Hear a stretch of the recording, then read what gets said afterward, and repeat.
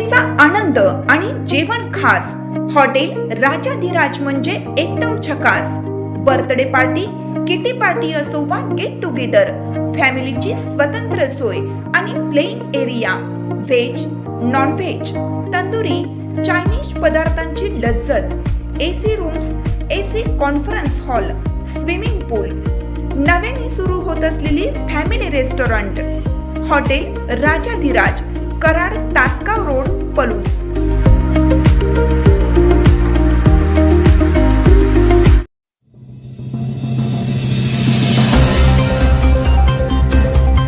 ऐन मे महिन्यातही हटेना आमनापूर येळावी मार्गावरील रेल्वेच्या पुलाखालील पाणी. प्रवासी, शेतकरी त्रस्त. गेट नंबर 114 ते 115 समांतर पर्यायी मार्गाची मागणी. रेल्वे प्रशासनाने पंप हाऊस बांधूनही ऐन मे महिन्यातही येळावी आमनापूर मार्गावरील रेल्वे गेट नंबर 115 येथील भुयाराखाली पाणी साचत आहे. भौगोलिक परिस्थिती न लक्षात घेता बांधलेल्या भुयारी पुलात नेहमीच पाणी साचून राहिलेलं असतं. शिवाय पुलाखाली बाजूला गाळ साचून दलदलीत पाणकणीस वाढू लागला आहे.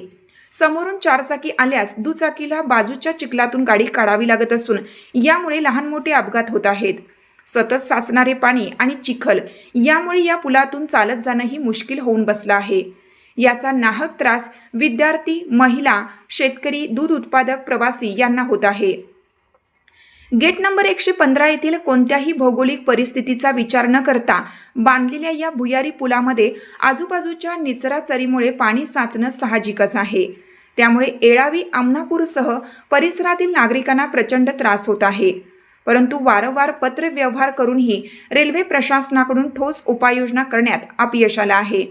यापूर्वी आमनापूर ग्रामस्थांनी थेट भुयारी पुलाखाली पाण्यात बसून आंदोलन केलं आहे.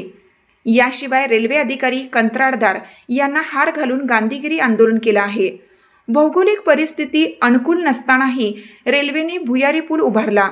जलवाहिनीचे काम दुसऱ्यांदा करूनही तसेच बाजूला पंप हाऊस बांधूनही पुलात साचणारे संपूर्ण पाणी काढण्यात अपयश आलंय. त्यामुळे साचलेल्या चिखल पाण्यातून प्रवास करावा लागत आहे. यामुळे विद्यार्थ्यांच्या जीवाला धोका निर्माण झालाय. काळ्या मातीमुळे भविष्यात अपघाताचीही भीती आहे.